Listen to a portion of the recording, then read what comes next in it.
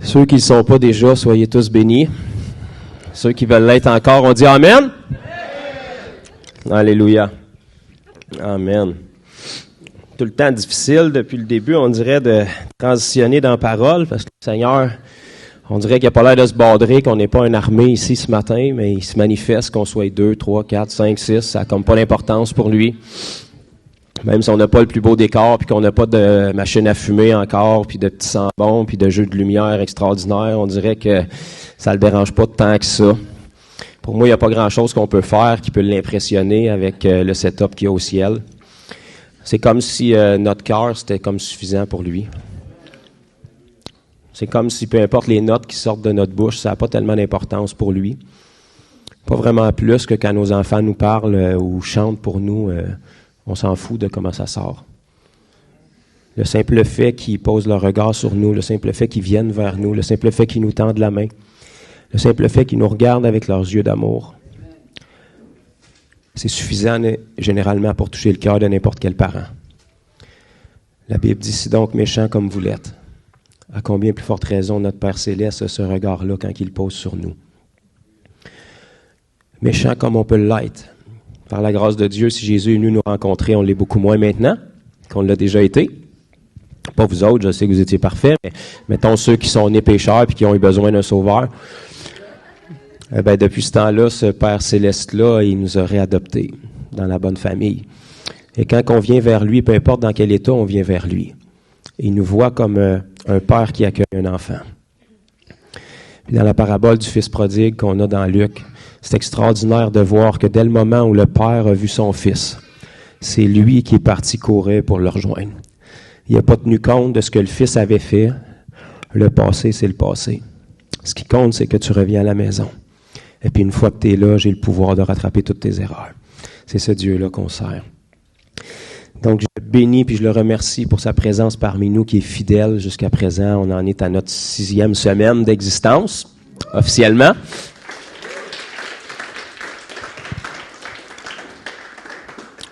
Donc, c'est merveilleux, puis on est vraiment excités de voir ce que le Seigneur en réserve. C'est le fun quand tu n'as aucune idée de ce que tu fais, tu es sûr que c'est le Seigneur qui fait les choses. Amen. Donc, ce matin, avant qu'on donne la place à mon Père, si le Seigneur le veut bien, je voulais qu'on fasse quelque chose qui me tient beaucoup à cœur et que j'ai déjà partagé dans les semaines précédentes. Ici, à l'Église Fondation, on veut vraiment avoir une culture du témoignage. Donc, on veut se réjouir de ce que le Seigneur fait. On est très bon pour se réjouir de ce qu'il a fait. Donc, il a donné sa vie pour nous, c'est merveilleux. Il nous a sauvés, c'est le plus beau des cadeaux. L'idée, c'est que si c'est efficace pour toi, puis tu l'as rencontré, ce Jésus-là, il n'est pas censé d'avoir arrêté de faire de quoi depuis ce temps-là. Parce qu'il est vivant, il est actif au siècle des siècles. Donc, quand on reçoit ce Jésus-là dans nos vies, il devrait produire constamment des témoignages. Donc, on veut s'efforcer le plus possible à chaque semaine de partager des témoignages ici. Si on fait bien notre travail, ça va être chaque personne qui va pouvoir en partager. Parce qu'il n'est pas censé d'avoir des squads d'élite dans une église. On a tous le même Jésus, puis on a tous la même puissance. On n'a pas toutes des capacités d'enseignement, mais ça ne change pas l'amour et la présence de Dieu dans nos vies. Donc, si on est actif, puis on obéit à ce que le Seigneur veut pour nous, on devrait avoir des témoignages à partager. Donc, ce matin, il y a une sœur qui va nous en partager quelques-uns. J'aimerais, avant d'oublier, vous en partager quelques-uns aussi pour vraiment venir renforcer quelque chose que je veux beaucoup mettre de l'avant ici, à l'Église. Je veux juste vous informer que c'était pas mon idée. Je l'ai pris de Jésus, là. C'est l'idée de faire des disciples. Donc, je n'étais pas assez intelligent pour arriver à quelque chose de même, fait qu'il a pensé avant moi. Mais comme il m'a transmis l'information, je m'efforce de la vivre puis de la transmettre aussi. Donc, juste pour vous montrer vraiment l'efficacité puis la puissance du disciple-là quand on fait notre travail. Cette semaine, j'ai eu l'opportunité, je crois que c'était jeudi soir, de me rendre dans un CHSLD pour prier pour une personne qui était là-bas, parce que j'avais été invité par sa fille, que je connais pas du tout, mais elle, il semblerait qu'en cherchant des réponses pour sa maman a fait un AVC, en tout cas, quelque chose de pas bien là, l'an passé, puis ça l'a laissé avec toute une partie un côté de son corps paralysé. Donc, apparemment, ça, c'est pas pratique, là, quand tu as rien qu'un côté qui marche. Donc, elle est en CHSLD, puis sa fille, bien évidemment, comme tout bon enfant, désire le mieux pour sa mère. Donc, je crois que cette fille-là est tombée sur des vidéos sur Internet de nous. Et puis, dans son entourage, elle avait un ami à qui elle a parlé de ça, puis ça s'est adonné que cette personne-là, c'est quelqu'un qu'on avait rencontré dans un parc en 2017, où est-ce que pendant 2 à 3 heures de temps, il y a des jeunes qui passaient dans le parc puis qui étaient guéris un après l'autre. Donc, ça avait eu tellement un gros impact en 2017.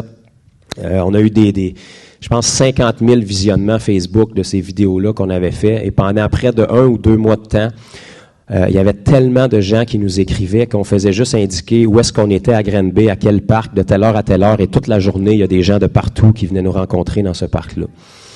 J'avais invité tous les frères et sœurs que je connaissais pour m'aider parce que c'était au-delà de mes capacités.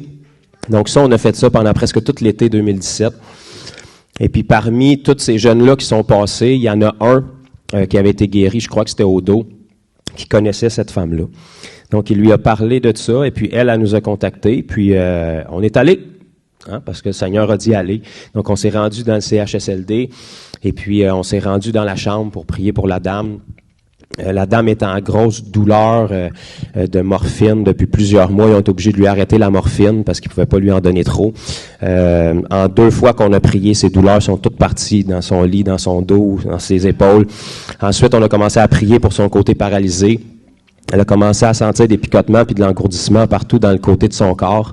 Elle a commencé à sentir comme des pulsions de froid dans son pied. Je vous dirai pas que j'ai vu ses membres bouger avant qu'on quitte.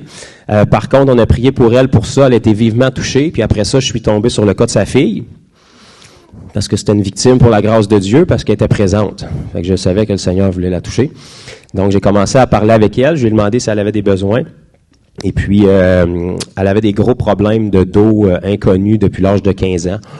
Et puis, elle a un travail assez physique aussi qui n'aide pas à ça. Donc, on a prié pour elle. Le Seigneur Jésus l'a guérie. Elle avait plus qu'1 pouce de débalancement au niveau de ses jambes. Sa jambe a sorti devant ses yeux. Elle a été vraiment surprise. Et puis après, je sentais qu'il fallait que je prie pour elle au niveau spirituel aussi. Puis en priant pour elle, le Seigneur m'a comme donné un download d'une partie de sa vie. Donc, je lui ai partagé. Quand je lui ai lâché les mains, elle me regardait un peu en panique, puis elle a dit « Comment ça que tu sais ça? » J'ai dit « Très cher, moi je sais absolument rien parce que c'est la première fois qu'on se voit. Mais le Dieu que je sers, j'ai pris ça quelque part dans ma Bible, le Dieu que je sers, qui t'a créé, qui t'a conçu, qui t'a tissé dans les profondeurs de la terre, qui connaissait tous les jours qui t'étaient destinés avant qu'aucun d'eux n'existe, lui te connaît. » Donc ça, dans son langage à elle, comment ça que tu sais ça? Dans mon langage à moi, ça veut dire « Partage-moi donc l'Évangile. » Fait qu'on a saisi l'opportunité, donc je lui ai partagé le message de l'Évangile à elle, à sa mère qui était là, évidemment. Et puis j'ai eu l'opportunité de prier pour elle. Elle a été les yeux dans l'eau tout le long qu'on a été là. Et puis je leur ai donné chacun une Bible avant qu'on quitte. Donc c'est une semence qui a été mise sur une autre semence qui avait été mise. Donc j'attends son retour au niveau des progressions de l'état de santé de sa maman d'ici 1 semaine. Puis elle aussi, mais qu'elle ait retesté, elle a fait des efforts physiques pour retester son état à elle.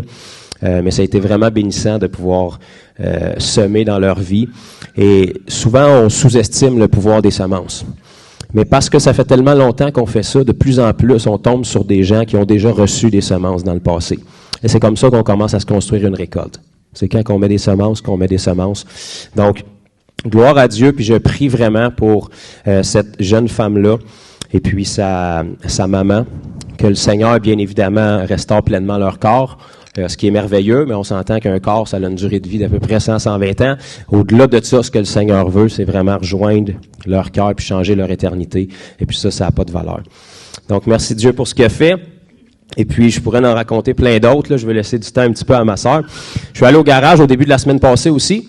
Fait que je me suis dit, c'est sûr que c'est orchestré par le Seigneur, ça, aller au garage. Fait que pendant que j'étais au garage, les 2 techniciens qui travaillaient sur mon auto, ça donnait que c'était des Espagnols. Fait que j'ai dû sortir mon espagnol de voyage.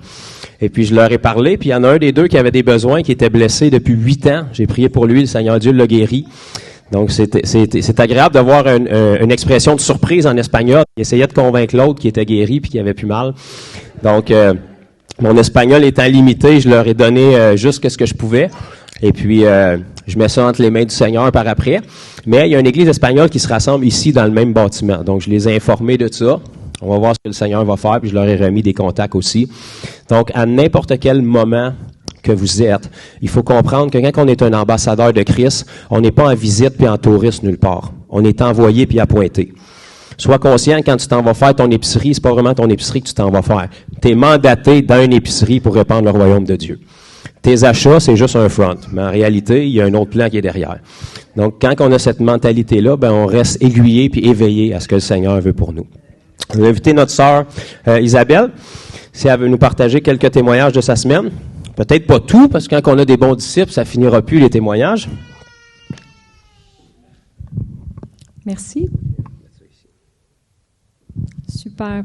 Merci. Ça a été une merveilleuse semaine, je dirais, pour moi. Le Seigneur répond à mes prières. Mon cœur, c'est vraiment que le Québec soit à Jésus. C'est vraiment ça, puis je pense que c'est le vôtre aussi. Puis toutes mes prières, tout ce que je fais, c'est en fonction de ça. Puis, ma semaine a commencé samedi après le culte. On est allé chez mon beau-fils, le fils à Jean-François, mon mari, puis pour célébrer la fête de notre petite fille, et sa grand-maman était là. Alors, je me suis approchée de sa grand-maman, puis j'ai commencé à jaser avec elle, puis elle m'a annoncé qu'elle avait un cancer qui était revenu. Ça faisait 14 ans qu'elle était en rémission, cancer du sein. Donc, j'ai saisi l'occasion avec JF pour prier pour elle, puis on l'a fait devant tout le monde. Puis il y a eu un gros silence quand on a prié pour elle. Un silence de genre tout le monde te regarde, puis qu'ils ne comprennent rien de ce que tu fais. Puis moi, je suis partie travailler après. Fait que j'ai laissé JF avec le reste. Ensuite, lundi, on jasait avec mon frère Steve et Steph, puis on voit un monsieur qui sort de son pick-up avec une genre de marchette. Il y avait un bandage au genou. Fait que là, Jeff, il fait « Hey! » Je fais « Hey! » On y va. Fait que l'autre bord de la rue, on traverse, on s'en va le rencontrer. C'était un visiteur d'un de nos voisins. Puis là, on commence à jaser avec lui. Puis il y a eu un grave accident de moto il y a plusieurs années. Puis il y avait des plaques dans le genou. Puis ces plaques sont tombées. Fait que là, il pouvait plus déposer son pied à terre. Fait qu'on a profité de l'occasion pour prier pour son genou. Il a pas voulu tester. Il avait peur, mais on a pu annoncer l'Évangile. On a découvert que son ex-femme était chrétienne. Il avait déjà entendu parler de Jésus, fait qu'on savait que Jésus venait juste lui semer à nouveau dans son cœur. Ensuite, mercredi, ma cousine, ça fait 2 mois qu'elle m'a contactée en privé parce qu'elle voyait ce que je publiais sur Facebook, puis elle comprenait pas comment j'avais une vie si heureuse et tout ça, parce que des fois sur Facebook, on peut mettre en apparence des choses, puis c'est pas nécessairement vrai, mais à se poser des questions, puis ça fait 2 mois que j'essaie de la rencontrer. Puis il arrive toutes sortes d'affaires farfelues qui fait que ça, elle annule à la dernière minute, l'hydro, elle a plus d'hydro, faut qu'elle parte, elle se rend à l'hôpital, finalement tout le temps à la dernière minute.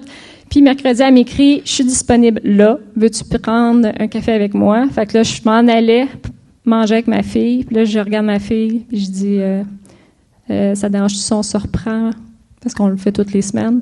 Je suis arrivée 15 minutes après. Fait que j'y ai fait mon témoignage, j'y ai annoncé l'Évangile, j'ai prié sur elle. Elle avait des gros problèmes au niveau de la psychologie, puis aussi au niveau de son corps. Elle a ressenti un soulagement, elle a été extrêmement touchée. Elle m'a écrit par après qu'elle voulait aller plus loin, puis qu'elle voulait qu'on se rencontre à nouveau. Jeudi, j'étais en train de préparer ma terrasse au restaurant, puis là, je vois passer un client que je connais depuis des années. Je dis « Hey, salut Jeannot, comment ça va? » Il dit « Ah, ça va pas bien. » Fait que là, il s'approche de moi avec sa fille, puis là, il me parle qu'il y a une récidive de cancer du poumon. Fait que là, moi, je sors de ma petite terrasse, je m'en vais voir, je dis « Veux-tu que je prie pour toi? » Il accepte. Fait que je dépose ma main, puis je chasse le cancer dans le nom de Jésus. Extrêmement touché, il me serre dans ses bras, j'ai dit « Tu le sais me trouver, fait que tu viens me donner des nouvelles. » Vendredi matin, au travail encore, je reçois un téléphone.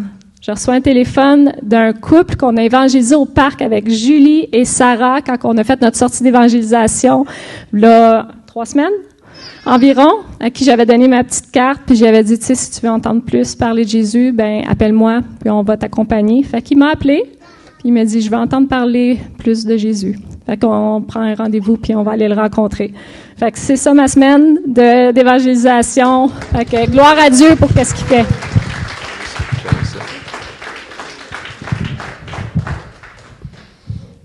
Alléluia! Moi, je trouve ça plus excitant que se morfondre dans notre coin, mais Je vous laisse décider ça, mais ça, c'est accessible pour chaque personne. Puis tu n'as même pas le temps de t'ennuyer puis d'avoir des problèmes quand tu te soucies des problèmes des autres. Parce qu'il y en a beaucoup dans notre société, des problèmes. Hein. Les réseaux sociaux sont bons pour les camoufler, là, mais si tu creuses un peu, les problèmes sont là. Et puis, nous, en tant qu'ambassadeurs de Christ, on doit être conscient que la solution, c'est pas le gouvernement, c'est pas le marché boursier, c'est pas n'importe quel mode qui va apparaître. Il y en a une solution, puis c'est 5 lettres. Jésus. Puis ça, c'est nous qui l'a. Amen.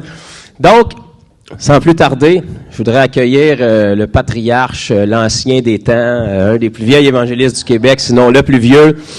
Personnellement, ça fait près de 40 ans que je le connais. Je suis vraiment privilégié. C'est sûr qu'on a une relation vraiment intime et puis qu'on est très familier, mais au-delà de ça, ça change aucunement le respect que j'ai pour mon père. Au-delà du fait que c'est mon père, j'ai du respect pour tous ceux qui ont fait un œuvre dans notre nation. Si vous pensez que notre nation va mal aujourd'hui, puis c'est vrai qu'elle va mal, ça change. Soyez encouragés, les chiffres changent parce qu'on commence à faire notre travail. Mais si vous pensez que ça va mal ici au Québec, imaginez-vous 50 ans en arrière comment c'était quand personne n'avait fait le travail avant. Il y a des gens qui ont bûché fort, il y a des gens qui ont travaillé, il y a des gens qui ont fait avec ce qu'il y avait. Mon père, c'est pas le seul, mais c'est un de ceux-là. Et puis l'avantage qu'on a, c'est qu'on a le privilège de l'avoir presque un siècle plus tard avec nous encore. Et puis on veut vraiment pas élever un homme, mais on veut élever la valeur de ce que le Seigneur a placé dans un homme, puis les expériences qu'il a apprises. La parole nous enseigne ce qu'on doit faire, mais elle nous met aussi en garde sur ce qu'on ne doit pas faire. Et quand on parle avec des gens qui ont de l'expérience, leur expérience peut nous servir à ça aussi. Donc, on veut vraiment valoriser le don que le Seigneur a placé dans chacun, incluant dans mon papa. Donc, je vous inviterai à l'accueillir ce matin. Bertrand Bouchard.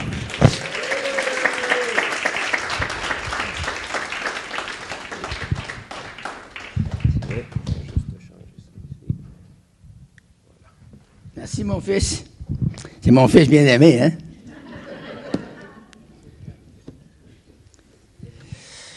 Alléluia! Amen. Mais il y en a qui connaissent Jésus, ici. Wow! Presque tout. Il y en a récemment, j'ai vu un qui n'a pas levé la main. Je voudrais vous dire que ce Jésus est extraordinaire. Il n'y a rien à son épreuve. Puis moi, là, j'ai vu toutes sortes de choses dans ma vie chrétienne. Ça fait depuis 1956. En juin 1956 que le Seigneur m'a sauvé. Il a changé ma vie. J'étais un mauvais guéluron. Le Seigneur, il a fait de moi un enfant de Dieu. C'est merveilleux, hein?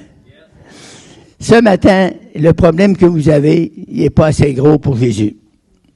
Jésus peut le solutionner. Puis même, là, quand j'ai rentré ici un matin, je savais qu'il allait y avoir de quoi qui allait arriver. Ça a commencé déjà. Sans qu'on parle, on a juste chanté « Louer le Seigneur » et Dieu a commencé d'agir. La délivrance est pour vous. La guérison est pour vous. Le salut est pour vous. La puissance surnaturelle est pour vous. Alléluia!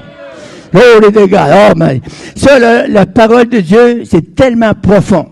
C'est tellement merveilleux. C'est tellement glorieux que juste à s'approcher dans cette ambiance d'amour et de grâce, on peut ressentir même des frissons sur notre peau.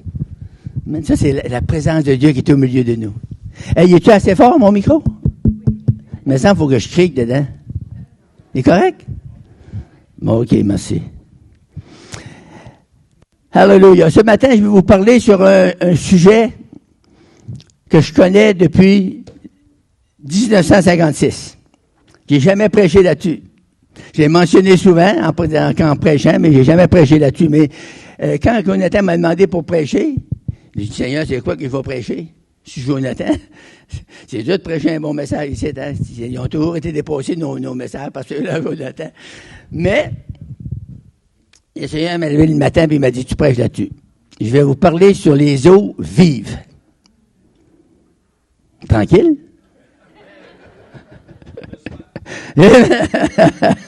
Gloire à Dieu. Alléluia. Pour ce faire, on va aller dans l'Évangile selon Saint Jean, chapitre 7, de verset 37 à 39. Merci, Seigneur.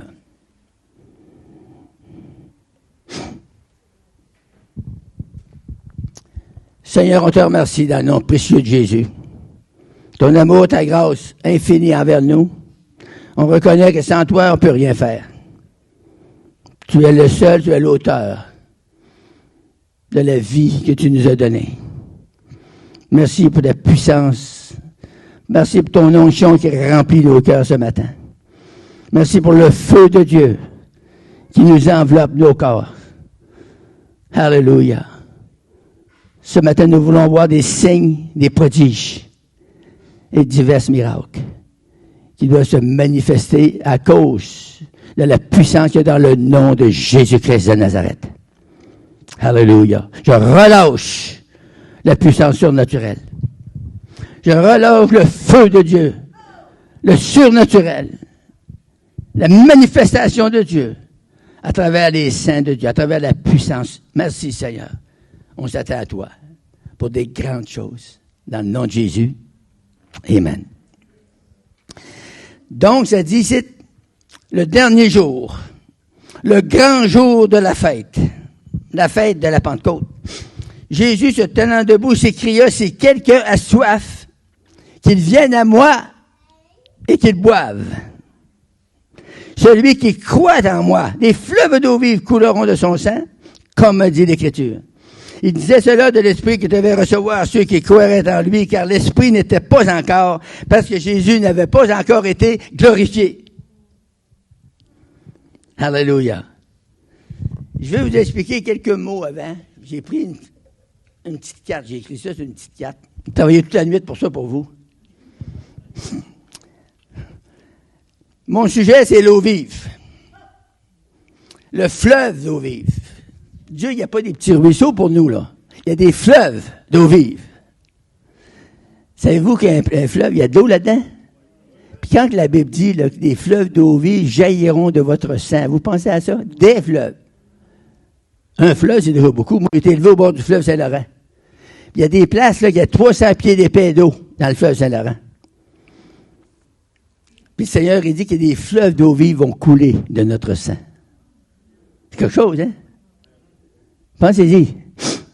Faut que ça commence à couler à vous encore, là, maintenant. Plus. Un fleuve, c'est un nom masculin, c'est un mot latin, c'est des flevus. Ça veut dire que c'est de l'eau courante. Pas de l'eau morte, là. C'est comme une rivière, un courant, une crue, une inondation. Alléluia. Moi, je prie que ça inonde dans vos cœurs ce matin. Amen. Alléluia. Vive, c'est quoi ça dit? Ça dit sert pour acclamer. C'est une pièce d'eau dans laquelle on conserve des poissons vivants. Ils appellent ça vive. Le sang, c'est quoi? C'est un mot latin qui se dit sinus, une partie intérieure de la poitrine ou le cœur ou le centre de l'humain. Amen. Donc ce matin, je veux parler avec le centre de votre être. Alléluia. Le dernier jour, le grand jour de la fête. Jésus se tenant debout. La fête de la Pentecôte, vous savez que cette fête, c'est une fête dans l'Ancien Testament, c'est la fête qui fêtait à tous les 50 ans. C'est la fête des moissons. Le monde se réjouissait, il priait pour avoir toujours une merveilleuse moisson l'année qui s'en venait. Et le Seigneur, avant cette fête-là, il s'est écrié, si quelqu'un a soif, ça veut dire qu'on peut avoir soif, puis on peut pas avoir soif. Et si vous n'avez pas soif ce matin, c'est pas pour vous que je prêche. Mais si vous avez soif, attendez-vous à quelque chose, parce qu'il y a quelque chose pour vous ce matin. Pourquoi? Parce que Jésus-Christ est le même hier, aujourd'hui, éternellement le même. Il ne change pas, puis il ne changera jamais. Alléluia. Oh, maman, le chant l'esprit. C'est qui m'a piqué, là? Alléluia! Si quelqu'un a soif, ça veut dire qu'il y en a qui ont soif, puis il y en a qui n'ont pas soif. Il faut s'attendre à ça. Vous savez, quand on prêche, on pense que tout le monde a soif. Mais c'est pas vrai. Il y en a qui sont fermés, ils n'ont pas soif. Ils boivent à peu près jamais. C'est pour ça qu'ils ont des difficultés à avancer. On appelle ça des chrétiens boiteux. Mais, vous pouvez un matin faire du changement. Je vous annonce une bonne nouvelle. L'Évangile, c'est une bonne nouvelle. Je vous dis que ce matin, vous pouvez être changé dans votre manière de penser. Puis commencer à avoir soif, vous autres aussi. Puis il y a une autre place, on va le lire dans l'Apocalypse, si on a le temps, bien sûr, d'aller jusque-là. Parce que moi, je suis là, je suis dans Jean, jusque dans l'Apocalypse, là. Il y a beaucoup de feux. Je voulais tout vous lire ça matin. Non, mais la lettre est partie. Mais la Bible nous dit, ici, on dit, si quelqu'un a soif, il y a une autre place, la Bible dit, celui qui veut, que celui qui veut prenne de l'eau de la vie gratuitement. Alors, ça veut dire que si on veut, on va boire. Si on veut pas, on boira pas. Si on boit pas, on reste la gorge sec. Puis il y a des chrétiens qui sont secs. Puis il y en a qui sont trempes. C'est-à-dire qu'il y en a qui ont l'onction, puis il y en a qui ne l'ont pas. Mais il n'y a rien pour vous condamner ce matin, là. Je veux vous annoncer une bonne nouvelle. La bonne nouvelle, c'est que Jésus est venu pour nous donner cette onction. Elle doit couler en nous. Et quand l'onction coule, c'est une onction fraîche. C'est une onction de bénédiction. C'est une onction de guérison. C'est une onction de puissance. Hallelujah. Robashanda. Hallelujah. Glory to God. Oh, Masara Mashanda. Hallelujah. Hey, pourquoi pas? Laissez-moi me réjouir. J'aime Jésus. Il m'a pris dans des ténèbres, dans des bas-fonds. J'étais pris avec l'alcool. J'étais pas peut-être encore alcoolique, mais j'étais pas loin de là. J'étais pris avec la boisson. J'avais des problèmes de boisson. Je fumais tellement, là. Ça me sortait par les yeux quasiment. C'était une cigarette après l'autre. C'était terrible comment je fumais. J'étais esclave de ça. Il y avait toutes sortes de mensonges, l'hypocrisie, la bataille. J'étais un batailleur de rue. Vous allez dire, t'es pas gros pour un batailleur de rue. On n'a pas besoin d'être gros pour être haïssable. Mais, le Seigneur m'a sauvé. Et quand le Seigneur m'a sauvé, moi, j'ai été élevé dans une famille de 13 enfants en Gaspésie. J'ai couru chez nous pour aller dire ça à maman. Maman, c'est une des meilleures femmes que je pensais dans le village. Je dis, maman, le Seigneur m'a sauvé, il a changé ma vie. Fait qu'elle dit, tu viens pas à la messe à une heure de matin? Je dis, ben non. Qu'est-ce que tu fais? Ben, je vais lire ma Bible. Mais elle dit, là, il y a un ou deux dans la maison, là. Elle dit, les autres sont tous partis à la messe. Ben, elle dit, toi, t'es là. Puis moi, j'ai resté pour faire le dîner, mais moi, j'ai resté pour lire ma Bible. Elle pleurait, faisait des cris. C'est pour dire, pareil, comme avec les démons peuvent envahir des gens, des captifs. Mais il y a une délivrance pour chacun de nous. Il y a une délivrance pour ceux qui la veulent. La Bible nous dit, si tu veux, tu peux. Alléluia. Oh, alléluia. Quelqu'un dira, alléluia. Amen. Oh, oui, d'accord. J'aime ça, me mettre de l'action dans les... C'est bon, hein? Merci, Seigneur. Le dernier jour, le grand jour de la fête, Jésus se tenant debout s'écria. Voyez-vous, il n'y a pas rien, Frère Bouchard qui crie. La Bible dit que Jésus criait lui aussi. Si quelqu'un a soif, qu'il vienne à moi et qu'il boive. Ce matin, il y a de l'eau vive pour vous. C'est pas de l'eau morte, là, c'est de l'eau vive. L'eau vive, ça donne la vie. Celui qui croit en moi, des fleuves d'eau vive couleront de son sang, comme a dit l'Écriture. C'est ça que je vous dis ce matin. C'est ça que je vous lis ce matin. C'est les Écritures saintes. C'est la parole vivante de Jésus-Christ. Alléluia. Il disait cela de l'Esprit que devait recevoir ceux qui croiraient en lui, car l'Esprit n'était pas encore, parce que Jésus n'avait pas encore été glorifié. Il n'était pas monté au ciel, mais il est monté après ça. Gloire à Dieu. On va aller maintenant dans Ézéchiel 47.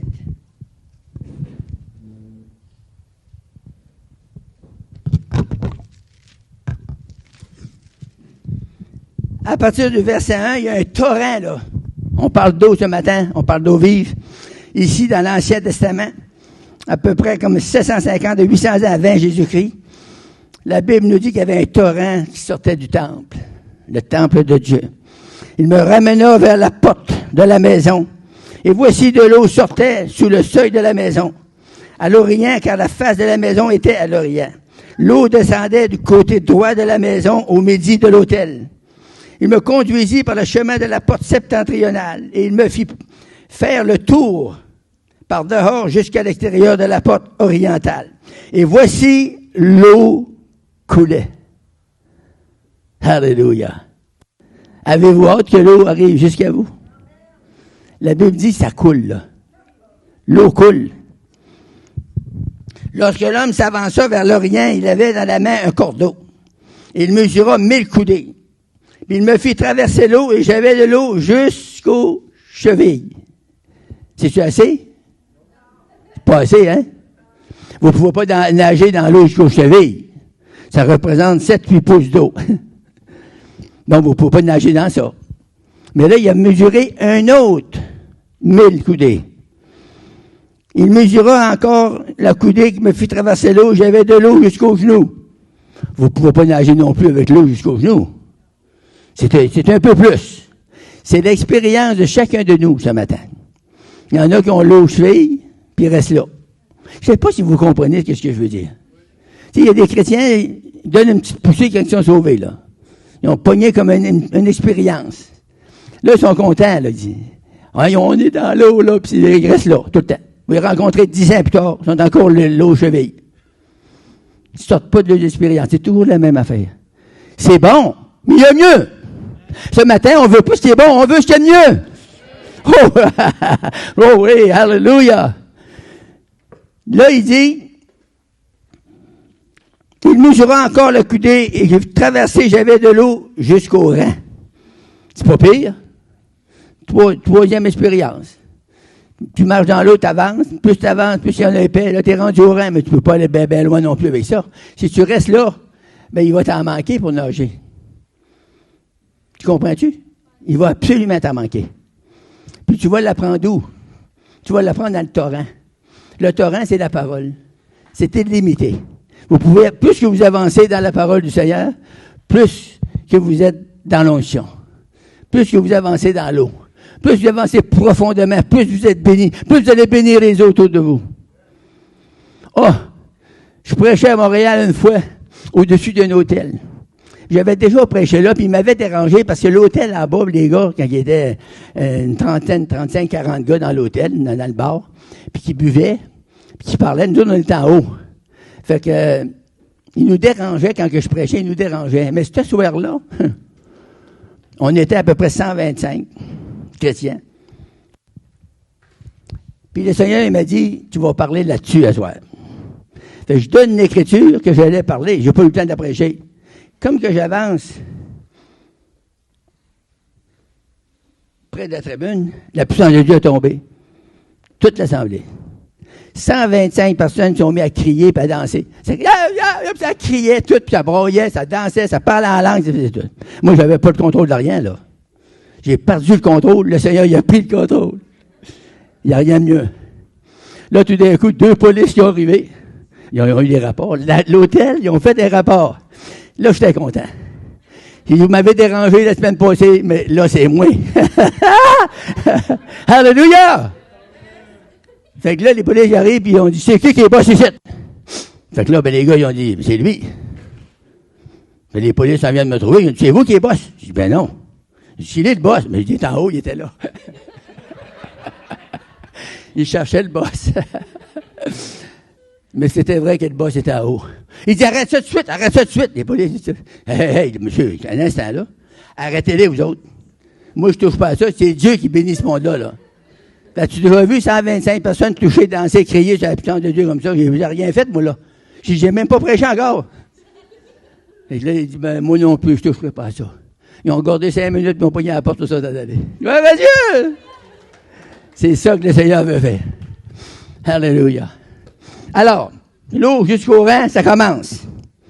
Mais ça dit, il mesura encore 1000 coudées. C'est encourageant, hein? Dieu veut agir au milieu de son peuple. Dieu veut agir au milieu de vous. C'était comme un torrent que je ne pouvais traverser, car l'eau était si profonde, il me fallait nager. C'était un torrent qu'on ne pouvait traverser. Dieu veut, toutes les fois qu'on se réunisse, il veut agir par son esprit. Il veut que la puissance qui émane de son esprit puisse se manifester à travers nous dans la salle. Quand Dieu agit, il n'agit pas à travers des chaises. Est-ce que vous êtes là? Il agit à travers vous et moi. Sans ça, il n'agirait pas. Dieu il agit avec ses créatures. Il nous a créés à son image puis à sa ressemblance. Quand je me regarde dans le miroir, j'ai de la misère à croire ça.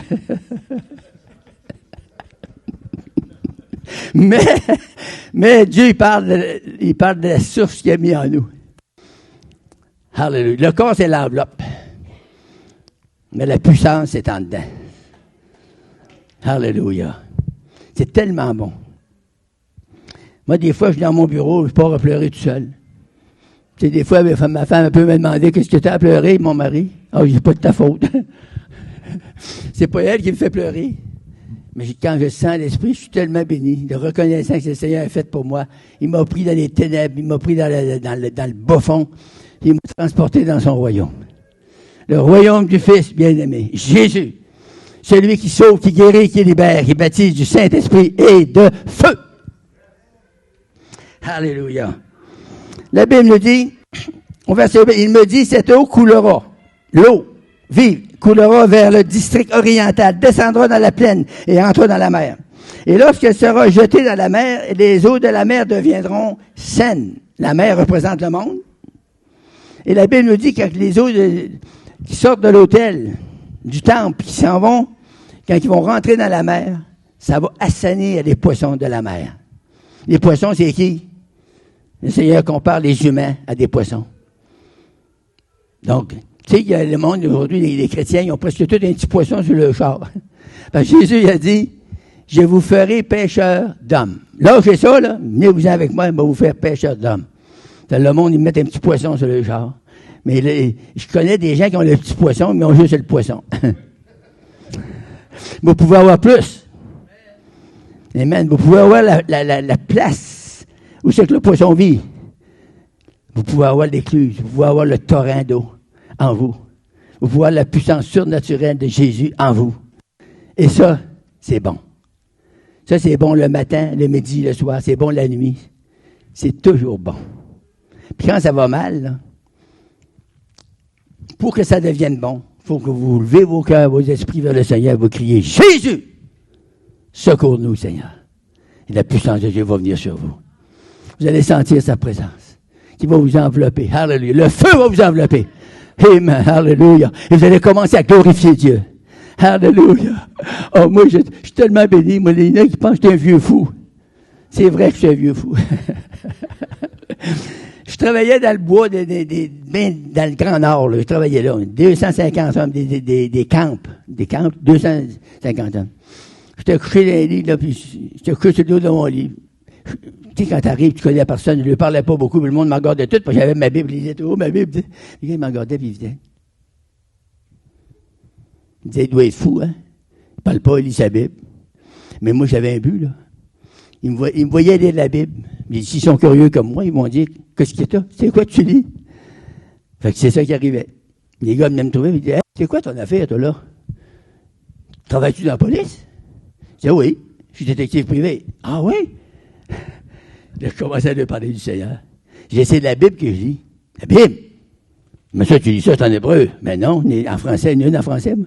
Puis là, je commençais à y parler, puis le Seigneur m'a sauvé, il m'a changé. Puis là, les gars, ils me voyaient, j'étais tellement joyeux, j'étais tellement béni, que ça les touchait.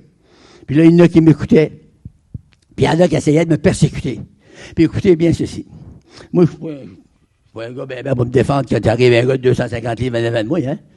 Fait que là, j'avais témoigné, puis il y avait à peu près 50 hommes alentour de moi qui m'écoutaient. Ils avaient monté sur les lits en haut, là, puis ils m'écoutaient. Moi, je prêchais au coton. Fait que là, il y en a deux gros gaillards, comme ça, bien plus gros que ça, là. Ils ont dit, toi, tu vas te la fermer la gueule, Jéhovah. Ils pensaient que j'étais témoin de Jéhovah. J'ai dit non, je ne me fermerai pas la gueule. Et je vais l'ouvrir encore plus grande. Puis pendant qu'il dit ça, il prend ma Bible, il dit, montre-moi là, non, ta Bible. Je dis, bon, il prend ma Bible, puis il a tombé sur le bord d'un crachoir. Tu sais, des gars dans le bois, là, ils crachent, ils mangent du tabac, là, puis ils se crachent. Ouf! Là, j'étais nouveau sauvé, moi, là. Ça n'a pas été proche d'éclater, hein. J'ai ramassé la Bible. Là, j'ai dit, waouh! J'ai dit, gars, la Bible que j'ai, là, je partais pour lui dire des affaires. Le gars, la journée d'avant, j'avais rencontré un autre gars. Il avait les épaules larges de même, puis il avait tout fendu partout dans la face. Puis il m'avait vu lire ma Bible, comme ça. Puis Quand il est rentré, il était trouvé, il disait, tu as lu ça, la Bible? Il s'est mis à sacrer après moi. Non, arrête un peu. Je ne te parle pas de la religion. Je te parle de la Bible. La religion t'ont dit des choses qui ne sont pas écrites dans la Bible. Mais ils t'ont pas dit que c'est qui est écrit dans la Bible. Toi, tu ne sais pas ce qui est écrit. Moi, je sais. Puis là, j'étais pris avec la boisson, puis le Seigneur m'a délivré. Puis lui, c'était ça, il avait des problèmes de boisson, puis il sortait de la prison, il faisait 7 ans. Il avait battu sa femme. Et de ce temps-là, il pognait des moyennes shots quand il battait le femmes. Aujourd'hui, il les bat à tous les jours, puis il pogne rien. Allô? Le gars que j'ai parlé du Seigneur, là, il m'a écouté. Puis j'ai donné le Nouveau Testament. Fait que le gars, quand les gars, ils ont voulu me battre le soir, là, il arrive 2 gars, tu vas sortir du site, toi. Le gars, il a cru que je me sens à mettre la main sous l'épaule. Je me vire de bord. C'était lui, le monsieur. Il dit, parle, Bouchard. S'il y en a un qui lève la main, c'est pas sur toi, c'est sur moi qui va la lever. Les gars, ils ont établi le silence total. Et là, moi, j'ai continué à prêcher. Quelle place pour pas prêcher avec des gars comme ça qui sont là pour nous aider. Hein? Dieu va toujours envoyer quelqu'un pour vous aider, pour vous secourir. Alléluia. C'est bon, la Bible. Hein? C'est quelque chose. Alléluia. On va aller voir dans Joël 4.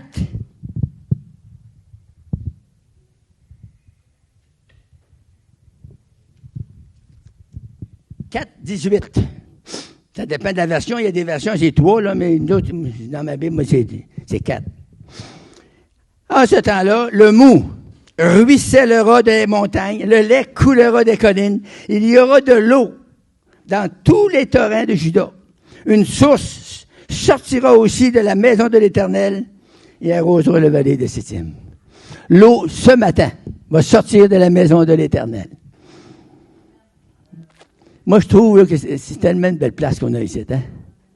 Quand on rentre ici, là, juste à rentrer ici, puis penser qu'est-ce qu'on vient faire. On vient adorer le Seigneur, le Sauveur qui nous a sauvés.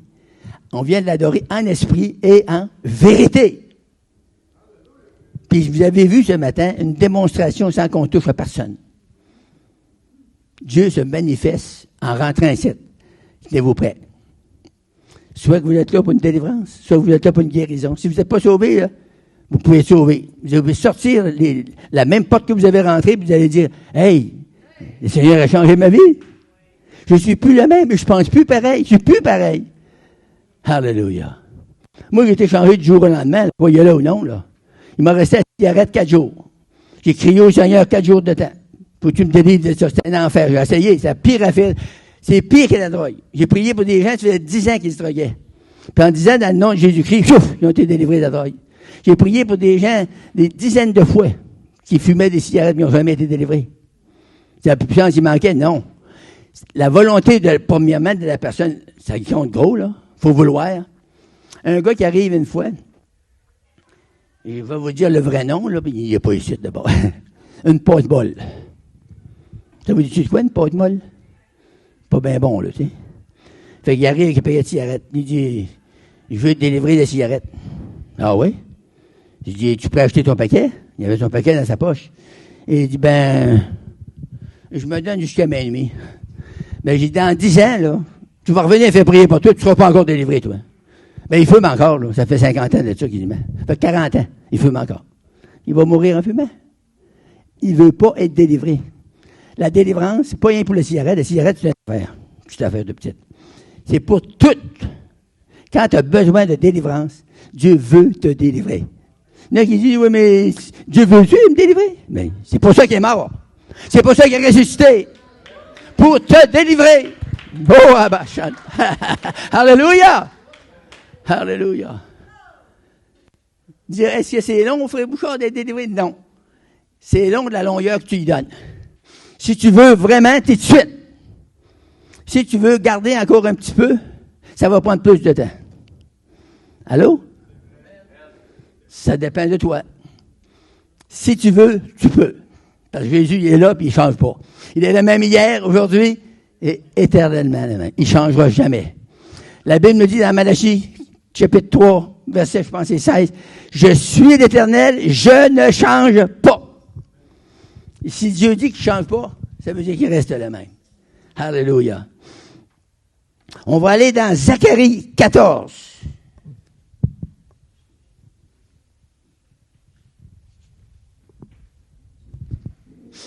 Zacharie 14. Wow! Verset 8, on peut lire le 9 avec. En ce jour-là, des eaux vives sortiront de Jérusalem et couleront vers la mer orientale, moitié vers la mer occidentale. Il en sera ainsi été et hiver. L'Éternel sera roi sur toute la terre. En ce jour-là, l'Éternel sera le seul Éternel et son nom sera le seul nom. Alléluia.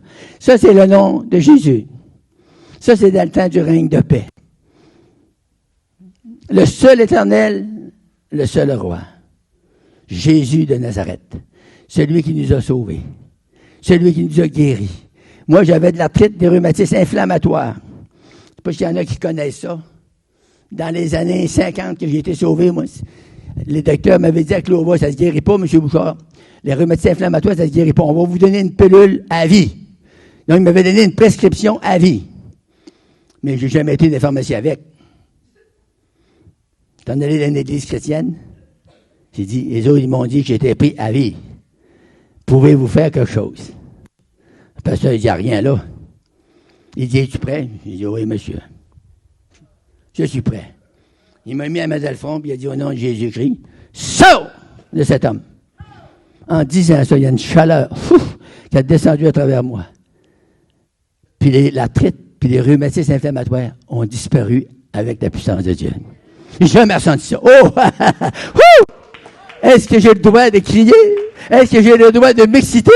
Est-ce que j'ai le droit de courir? Oh, c'est merveilleux. C'est par la grâce. C'est une grâce. On n'a rien à faire. C'est par la grâce que vous êtes sauvés. C'est par la grâce que vous êtes guéris. C'est par la grâce que vous êtes délivrés. C'est par la grâce que vous recevez le baptême du Saint-Esprit. Et le feu de Dieu, c'est pour nous. C'est pour chacun de vous. Alléluia. C'est pour moi. Amen. Si je m'excite un peu, là, eh bien, réjouissez-vous. Je suis vraiment béni. Puis de vous voir en avant de moi m'écouter. Même des fois, ma femme a de la misère à m'écouter. Elle dit que je parle trop. Gloire à Dieu. Gloire à Dieu. Alléluia. Jean 4.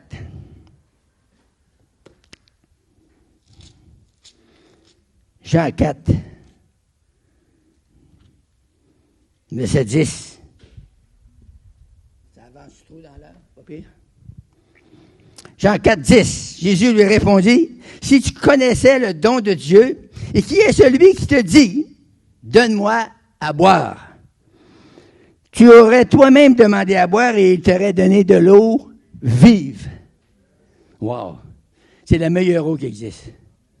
Même dans toute la ville de Granby, il n'y a pas d'eau comme ça. C'est de l'eau vive que Jésus veut vous donner maintenant. Vous pouvez ouvrir votre bouche puis boire.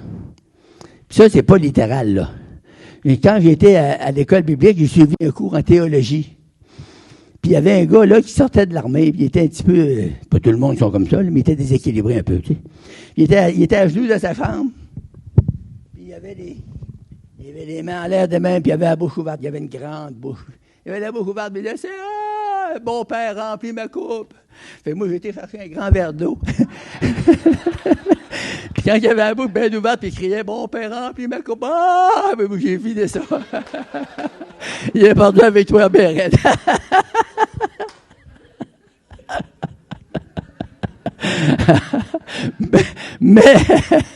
mais Dieu veut remplir notre coupe.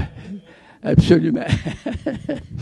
Alléluia. J'étais un joker, j'étais un petit joueur de tour, mais c'était toutes des petites affaires. Gloire à Jésus.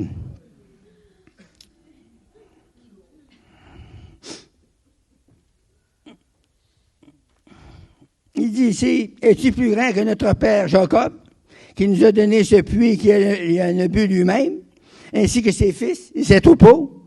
Jésus lui répondit, quiconque boit de cette eau, l'eau du monde, que le monde peut vous donner, aura encore soif. Mais celui qui boira l'eau que je lui donnerai n'aura jamais soif. Et l'eau que je lui donnerai deviendra en lui une source d'eau qui jaillira jusque dans la vie éternelle. C'est-tu bon? Et la femme lui dit, Seigneur, donne-moi cette eau, afin que je n'ai plus soif, que je ne vienne plus puiser ici. Jésus lui dit, appelle ton mari et viens ici. Et vous savez la fin de l'histoire. Elle est allée voir son mari, elle lui a parlé de ça. Elle lui a dit, venez voir un homme qui m'a dit tout ce que j'ai fait. Elle était assise là, elle ne rôle plus de Jacob.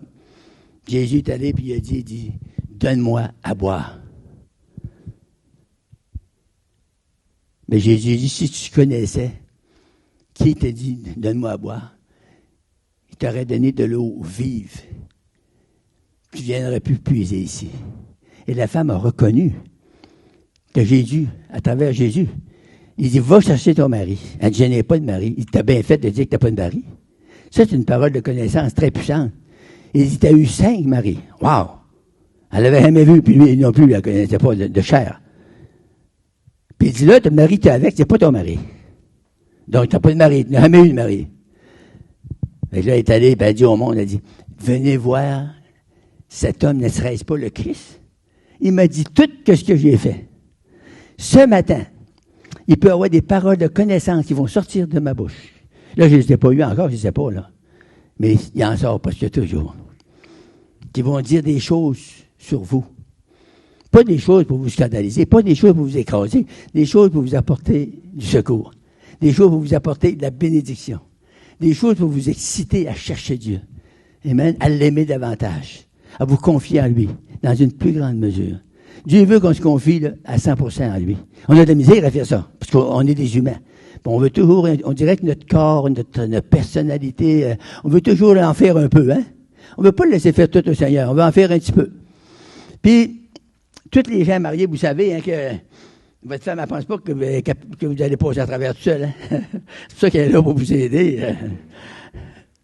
Fait que, faut s'attendre au Seigneur, faut se fier à sa parole. La parole de Dieu, c'est la vérité. Ce que Dieu dit dans la parole, ça va passer, c'est pour l'éternité. C'est dit pour ici, puis c'est dit pour en haut. C'est la parole de l'Éternel. L'Éternel ne change pas, la parole ne change pas. Fait que quand vous lisez la parole, lisez-la comme étant vraiment la parole de Dieu. Et quand vous faites ça, vous ne pouvez pas vous tromper.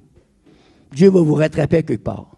Tu sais, des fois, on a des pensées, on est élevé dans la religion, on a tout un peu de religion. C'est protestant, catholique, orthodoxe, juif, n'importe quel musulman ou peut-être d'autres religions. Tout le monde sont pris avec... Ça, c'est enraciné en vous. Ceux-là qui ont été élevés jeunes dans la religion, ça les suit longtemps. Ça prend la délivrance du Seigneur pour couper les liens.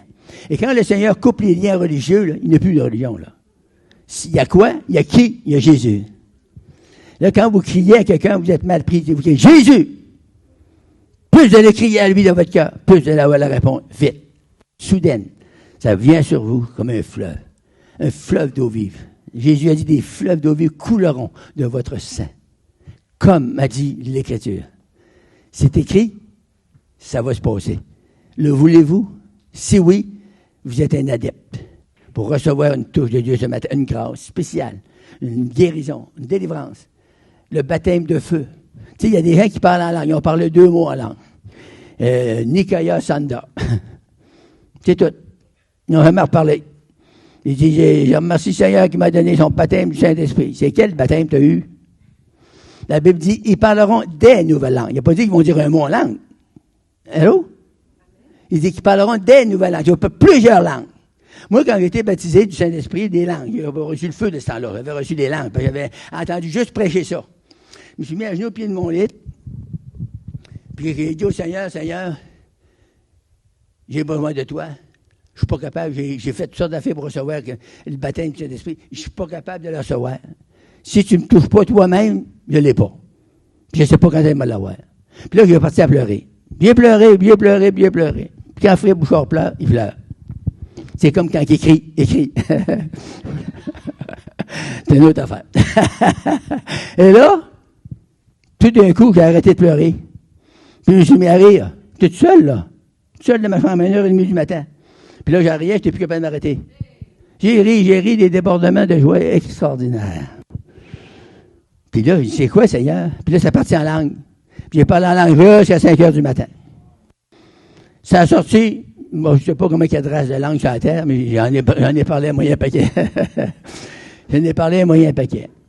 Puis quand je me suis relevé le matin, Là, j'étais là, puis là, je louais le Seigneur. Là, il faut que j'aille déjeuner, 6 heures. On était dans une académie, là. Fait que là, à 6 heures du matin, il fallait être là pour déjeuner. J'arrive là. Il y avait une ancienne religieuse qui était là. Puis son mari dit que si vous avez reçu, Frère Bouchard, il a reçu. J'ai dit le baptême du Saint-Esprit, elle a mis la façon de même. Elle croyait pas ça. Puis elle parlait en langue, elle aussi. Je sais pas pourquoi elle croyait pas ça. Elle croyait que je n'étais pas sincère, je sais pas. Fait que là, j'étais dans ma chambre, là, puis après j'avais déjeuné. C'est comme ça qu'ils ont toute la face comme ça. Puis j'ai dit, j'avais reçu le baptême du Saint-Esprit. C'est quoi que j'ai reçu? Là, j'étais attristé, tu sais, t'as des nouveaux, hein. D'un coup, ça cogne à la porte. Fait que je m'ennuie un peu, je me frotte les yeux, puis là, j'ouvre la porte, c'était son mari. Il dit, ma femme vous a attristé, hein? J'ai dit, ouais, pas à peu près. Mais il dit, occupez-vous pas d'elle. Et ça, c'était une ancienne religieuse. Puis il en a encore de coller après sa soutane. Encore dans la religion. Mais vous pouvez pas avoir de soutane, puis pas avoir de robe noire, puis avoir de quoi de coller pareil. Il faut que ça décolle. Jésus veut vous donner une robe blanche, une robe pure. Puis qui vous la donne, là, quand vous la mettez, vous êtes très bien dedans. Vous vous sentez heureux, vous vous sentez béni, vous vous sentez libre. La vérité vous affranchira et vous serez entièrement libre. Merci Seigneur. C'est ça qu'on veut à partir de maintenant.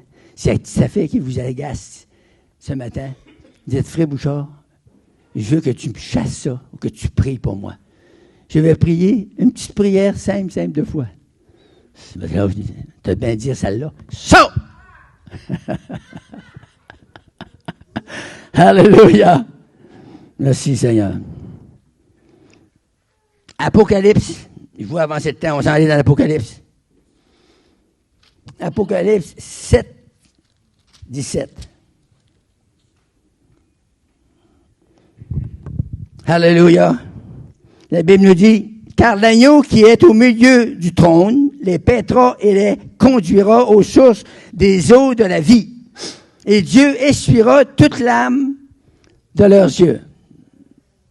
C'est un Dieu de joie qu'on a. Amen. Il va essuyer toute l'âme de nos yeux. On va s'en aller dans 22, dans les chapitres d'Apocalypse. C'est pas dur, hein? Bon, là, on va terminer avec ça. Et il me montra un fleuve d'eau de la vie, limpide comme du cristal, qui sortait du trône de Dieu et de l'agneau. Au milieu de la place de la ville et sur les deux bords du fleuve, il y avait un arbre de vie, produisant 12 fois des fruits, rendant son fruit à chaque mois, et dont les feuilles ne servaient à la guérison des nations. Alléluia. La Bible dit, il n'y aura plus d'anathème.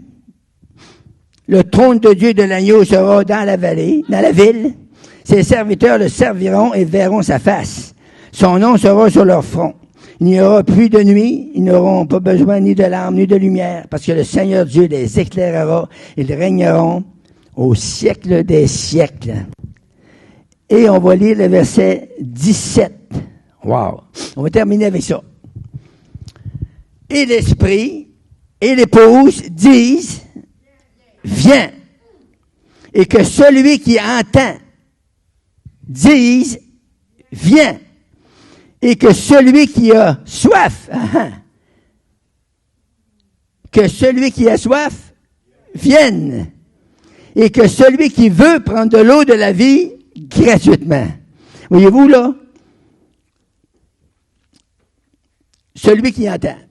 Premièrement, il faut avoir des oreilles pour entendre. Celui qui a soif, il y en a qu'on n'a pas toujours soif. Hein? Des fois, on a soif, des fois, on n'a pas soif. Dans la vie spirituelle, c'est la même chose. Des fois, on s'assied dans les réunions, on se sent sec, comme un poteau de téléphone planté sur une digue de roche. Mais d'autres fois, on sent l'onction en rentrant. Mais c'est pour ça que le Seigneur a dit, celui qui a soif. Il y en a qui n'ont pas soif, il y en a qui ont soif. Que celui qui veut, c'est une autre affaire. Il y en a qui disent, moi, là, Bouchard, je ne pourrais pas l'entendre pas tout. Toi, tu ne recevras pas maintenant. Mais si tu dis, moi, Bouchard, ça ne me fait rien de qui ça vient, c'est écrit dans la Bible. Tu vas recevoir un matin. Si tu veux. Prendre de l'eau de la vie gratuitement. Alléluia. Adieu la carte. Dieu vous bénisse. Ce matin, je vous ai apporté la parole sur la source d'eau vive, la source vivante. Jésus est vivant.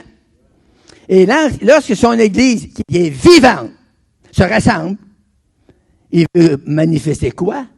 La vie. Et cette vie est en lui, en Jésus. Je suis la résurrection et la vie. Fait que ce matin, je l'ai, Jésus. Oui. Mais tu as besoin d'une touche encore de lui. Plusieurs de nous, là, on a besoin d'une touche du Seigneur. Comment ça se donne, la touche? La Bible dit, ils imposeront les mains aux malades. Ça, c'est une méthode. Il y a beaucoup d'autres méthodes, mais il y a une des méthodes, ils imposeront les mains aux malades, et les malades mourront. Les malades seront guéris. Alors, on va faire ça matin. On a un peu de temps, Joe? Oh, de l'éternité, ouais, là, c'est sûr qu'il n'y a plus personne qui va sortir malade. On a l'éternité pour prier. Fait que si vous avez un besoin spirituel, moral, physique, émotif, financier, et plus, on va prier pour vous. Une petite prière de foi. Écoutez bien ce que j'ai dit. On va prier une prière de foi. Il y a des prières mortes, il y a des prières secs, puis il y a des prières ointes. Si on prie une prière qui est ointe de l'esprit, c'est une prière de foi. Ça va agir en vous. Pourquoi? Parce que vous êtes disponible. Parce que vous voulez. Et celui qui veut, prenne de l'eau de la vie gratuitement. Alléluia. Amen.